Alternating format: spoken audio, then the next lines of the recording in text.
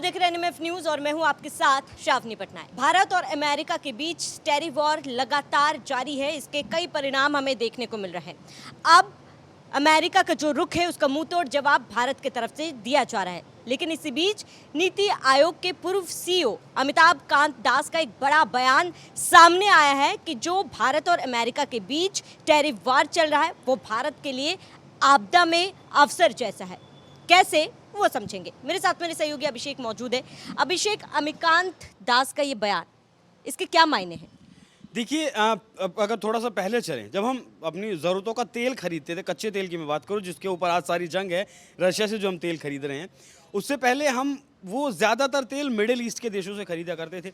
वो सऊदी अरब हो, कुवैत हो, कतर हो, ओमान हो, ईरान हो। लेकिन ईरान के ऊपर जैसे अमेरिका ने सैंक्शन लगाए, हमने ईरान के साथ तेल खरीदना बंद कर दिया। हालांकि चाइना ने आज भी तेल खरीदना जारी रखा हुआ है ईरान से। मिडिल ईस्ट के देशों पर हम निर्भर थे। दुनिया के ज़्यादातर देश मिडिल ईस्ट के देशों पर निर्भर किया करते थे। रशिया से तेल खरीदा करता था, यूरोपियन यूनियन जितना है वो रशिया से तेल खरीदता था और मिडिल ईस्ट से भी तेल खरीदता था। तो जो तेल के दाम थे, ये जो कंट्रीज़ थी, जितने भी मिडिल ईस्ट की कंट्रीज़ हैं, जो इनका संगठन है, वो अपने मन मर्जी के हिसाब से तेल के दामों को कभी ऊपर लेकर जाता था, कभी नीचे लेकर आता। मतलब जहाँ ज़्यादा मुनाफा इन्हें लोगों को होता था उस कीमत पर ये तेल बेचा करते थे।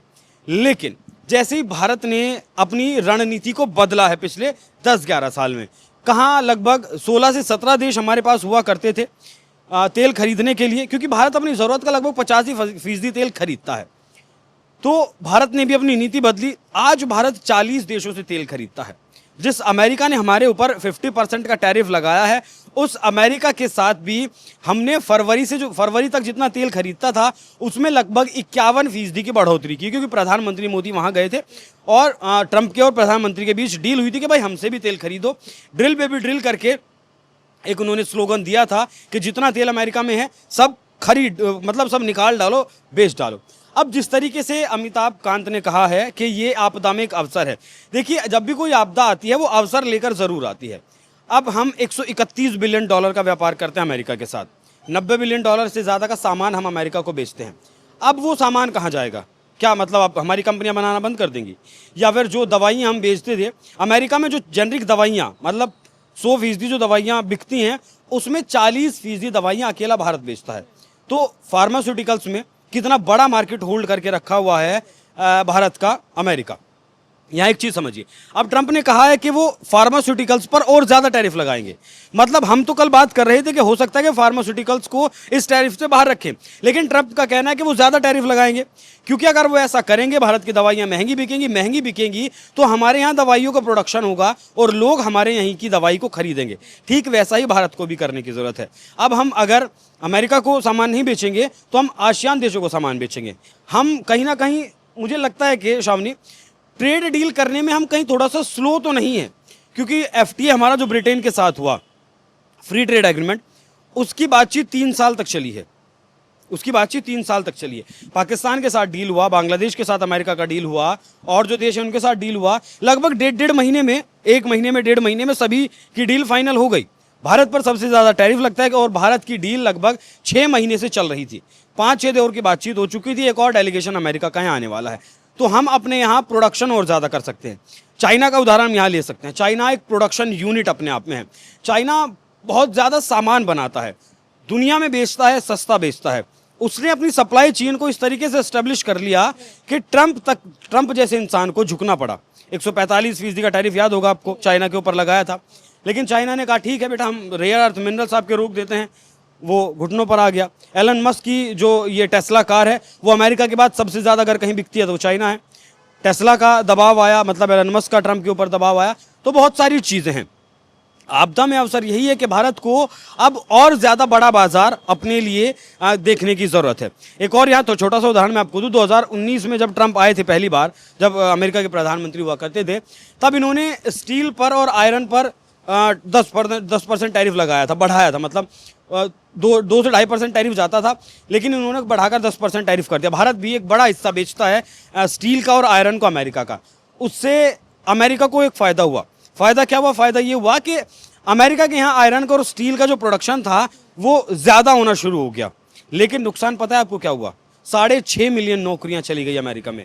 65 लाख नौकरियां अमेरिका में ट्रंप के एक फैसले से चली गई थी कि भारत के स्टील और आयरन पर ट्रंप ने क्या लगाया था, टैरिफ लगाया था 10%। अब भारत के लिए समस्या है, लेकिन ऐसा नहीं है कि बहुत बड़ी समस्या है। और ये जो हमारे G20 में शेरपा रहे हैं, नीति आयोग के पूर्व CEO जैसे आपने बताया रहे हैं, इन्होंने जो बताया, मतलब मैं इनकी बात से पूरी तरीके से सहमत हूं, क्योंकि दुनिया इन्होंने घूमा हुआ है। ये जानते हैं कि किस देश के साथ हम क्या व्यापार कर सकते हैं। आसियान देशों के साथ हम लगातार संपर्क में हैं, तो उस जो संपर्क में है उस डील को और ज़्यादा तेज़ी से करने की ज़रूरत है। यूरोप के साथ, हालांकि यूरोप हमारे ऊपर फिलहाल प्रतिबंध लगाने की फिराक में है। भारत के नायरा पर, जो आप पेट्रोल पंप देखती होंगी नायरा की, उसके ऊपर भी उसने प्रतिबंध लगाया। अमेरिका ने भारत की 5 कंपनियों पर, जो फर्टिलाइजर्स की कंपनियां थी, उस पर प्रतिबंध लगाया। उनका दोष इतना था कि 2024 में, 25 में नहीं, 2024 में उन्होंने कुछ सामान ईरान से खरीदा था। तो ये लोग सिर्फ बहाना तलाश रहे हैं। और ये भी बात आपको समझनी होगी कि तेल अगर फिलहाल रीज़न नहीं होता तो कुछ और रीज़न होता, क्योंकि तेल सिर्फ एक बहाना मिल गया। ब्रिक्स देश जिस तरीके से आगे बढ़ रहे हैं, ब्रिक्स देश जिस तरीके से 40% की GDP अपने पास रखते हैं, बहुत बड़ी पॉपुलेशन अपने पास रखते हैं, ट्रंप को वो गवारा नहीं है। पिछले साल जब ब्रिक्स देशों ने अपनी करेंसी लाने की कोशिश की थी, या सिर्फ एक प्रस्ताव ही पास किया था, प्रस्ताव भी पास नहीं किया था कि उस प्रस्ताव पर सिर्फ चर्चा की थी कि हम ऐसा कर सकते हैं, तभी ट्रंप को मिर्ची लग गई थी। तभी राष्ट्रपति भी नहीं थे, ट्रंप ने ट्वीट कर दिया था कि मैं 100% तक टैरिफ लगा दूंगा। लेकिन अब अमेरिका के इस वेपनाइजेशन को, डॉलर के वेपनाइजेशन को, डॉलर का वेपनाइजेशन इसलिए क्योंकि दुनिया का लगभग 80% व्यापार डॉलर में होता है, और 60 देशों की करेंसी लगा लीजिए कि उनका व्यापार होता है। अभिषेक, ये कहना गलत नहीं होगा कि डोनाल्ड ट्रंप कहीं ना कहीं इनसिक्योर्ड है कुछ चीज़ों को लेकर, आर्थिक रूप से बाकी देश आगे ना बढ़ जाए, ये डर भी कहीं ना कहीं डोनाल्ड ट्रंप के अंदर है, जिसके वजह से वो ऐसे फैसले ले रहे हैं। यार डर अगर रहे तो चाइना को काउंटर करें ना। चाइना के साथ आप $540 बिलियन का व्यापार करते हैं हर साल, भारत के साथ तो सिर्फ $131 बिलियन का व्यापार करते हैं।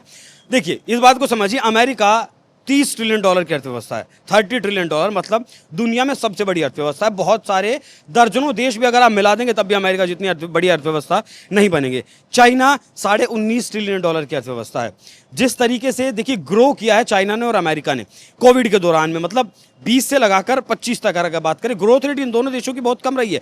अमेरिका की 1.2% ग्रोथ रेट रही है, चाइना की 1.9% ग्रोथ रेट रही है, लेकिन भारत की 6.4% ग्रोथ रेट रही है।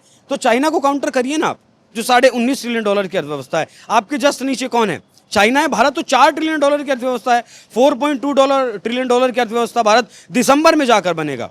भले ही हमारा ग्रोथ रेट 6.5% के ऊपर है, लेकिन अभी हम बहुत छोटी अर्थव्यवस्था हैं। हमें काउंटर करें या फिर हमें आप इस तरीके से टैरिफ से डराएं। और हमने नहीं कहा था कि आप हमारे साथ व्यापार करिए, आपके हित थे तब आपने हमारे साथ व्यापार किया। आपको एशिया में एक ऐसा देश चाहिए था, अगर चाइना के खिलाफ कल को कुछ होता है, चाइना ताइवान के ऊपर हमला करता है और अमेरिका को जरूरत पड़ती है किसी देश को, तो आपने भारत को तैयार किया था, आपने भारत को तैयार किया था। हम नहीं आपसे मांगने के लिए गए थे कि भैया अपना बाजार हमें दे दीजिए, हम नहीं गए थे, आपकी मर्जी थी। आपने यूएस एड दिया देशों को, भारत को यूएस एड दिया, आपकी मर्जी थी, आपने दिया। भारत के लिए आपने अपना बाजार खोला, भारत के ऊपर आपने टैरिफ नहीं लगाया, तो वो आपकी मर्जी थी। भारत गिड़गिड़ाने के लिए नहीं गया था। और देखिए, अमेरिका के सामने तो अटल बिहारी वाजपेयी का जो भारत था, उस वक्त तो अगर कहें कि हम गरीब थे, तो मुझे इस बात में बिल्कुल भी शर्म वाली बात नहीं होगी। आज तो हम बहुत मजबूत देश हैं, आज तो हम दुनिया में बहुत बड़ी अर्थव्यवस्था है, 4थे नंबर की अर्थव्यवस्था है। हम अमेरिका की आंख में आंख डालकर बात करने वाले देश हैं। तो आज अमेरिका को अगर लगता है कि हम डर जाएंगे, वैसा नहीं होगा। लेकिन यहाँ इस बात को भी समझिए, आखिर में अमिताभ कांत की जो बात है, हम वाकई में उस दिशा की तरफ बढ़ रहे हैं। देखिए, अगर आज चाइना को काउंटर अमेरिका नहीं कर रहा है, तो उसके पीछे का कारण समझना होगा। भारत को ही क्यों काउंटर कर रहा है? भारत के अंदर वो पोटेंशियल है, भारत के अंदर वो क्षमता है, वो शक्ति है कि हम वहाँ तक पहुँच सकते हैं। अमेरिका की जितनी बड़ी कंपनियों में भारतीय CEOs हैं, या फिर भारतीय लोग जो अमेरिका में जाकर काम करते हैं, वो लोग अगर वापस आ जाएं तो अमेरिका की अर्थव्यवस्था चरमरा जाएगी। अमेरिका के लोगों को समझ नहीं आएगा कि आखिर उन्हें करना क्या है। और ये जो ट्रेड डेफिसिट की ट्रंप बात करते हैं कि हम $45 बिलियन के घाटे में रहता है, तो सर्विस सेक्टर अगर आप जोड़ लीजिए ना, ये सिर्फ प्रोडक्ट्स का, शावनी समझना होगा, ये जो 131 बिलियन का व्यापार है, ये सिर्फ प्रोडक्ट्स का व्यापार है। जो सामान जाता है वो सामान आता है। अगर इसमें सर्विस सेक्टर को जोड़ दें तो कई हजार करोड़ रुपए कमाते हैं ट्रंप हमसे, अमेरिका हमसे कमाता है। उस चीज़ को अगर जोड़ दीजिए।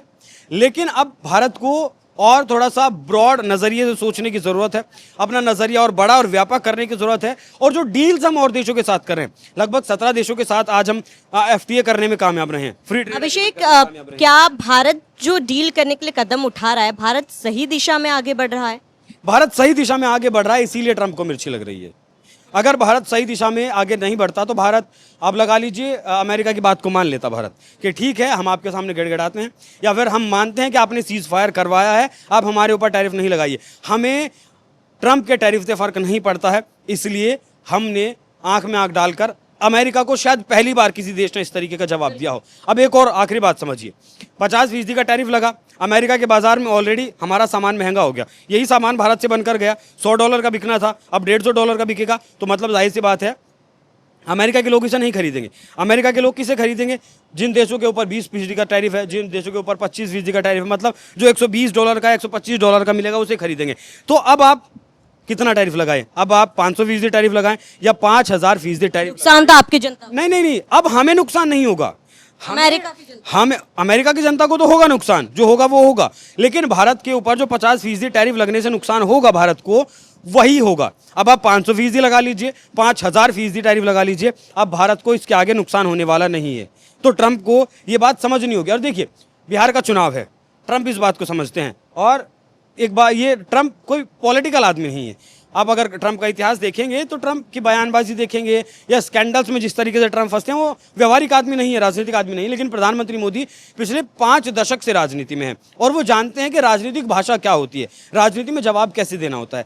आप यकीन करिए, आने वाले लगभग 1.5 महीने में, पहले तो ये टैरिफ और ज़्यादा बढ़ेगा और आने वाले 1.5 महीने के आते आते ट्रंप का जितना भी जोश है वो ठंडा पड़ जाएगा और ये टैरिफ मैक्सिमम 15% से ऊपर नहीं जाएगा, वहां पर आकर ये रुक जाएगा। बिल्कुल अभिषेक, ये देखना महत्वपूर्ण होगा कि जिस तरीके से आपने भी कहा है कि आने वाले 1.5 महीने में ट्रंप का जो टैरिफ को लेकर दबाव बन रहा है, बनाया जा रहा है, उसमें क्या बदलाव आएगा। फिलहाल आपका इस पूरे मामले पर क्या कहना है, हमें कमेंट कर जरूर बताएं।